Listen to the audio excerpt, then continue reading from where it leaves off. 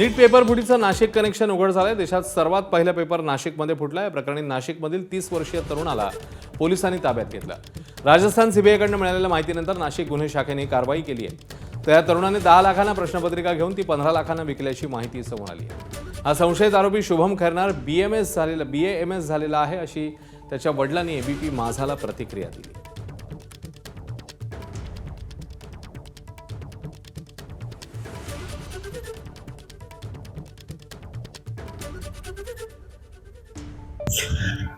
देशभरातील विद्यार्थ्यांसाठी महत्त्वाची असलेली नीट परीक्षा जी आहे ती रद्द करण्यात आलेली आहे।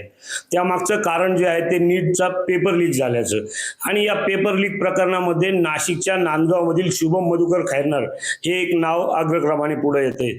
आपल्या सोबत बोलण्यासाठी शुभमचे पालक आहेत।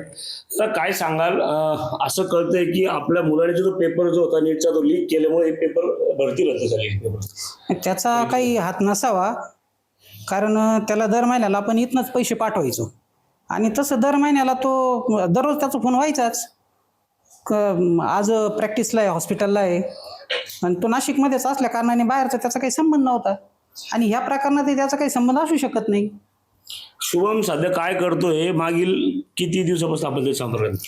मागील 6 महिन्यापासून तो नाशिकला प्रॅक्टिस करतोय। कसली प्रॅक्टिस करतो? तो बीएमएस मधल्या काळात सुट्टी असल्यामुळं, पेपरला टाइम असल्यामुळे तो प्रॅक्टिस करत होता नाशिकला। बरं, तर भोपाळशी काही त्याचा संबंध आलेला होता का? नाही, भोपाळशी नाही, त्यात सिहोरला कॉलेजला त्याचं। बरं,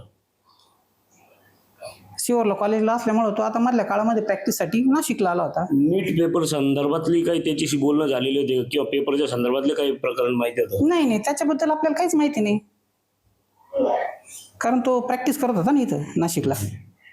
देशभरात जी महत्वाची परीक्षा म्हणून मानली जाते नीटची, यामुळे 23 लाख मुलांची जी आहे ती परीक्षा जी आहे ती रद्द करण्यात आलेली आहे। 23 लाख मुलांचं यामध्ये नुकसान झालेलं आहे। यामध्ये शुभमला जबाबदार धरण्यात येते।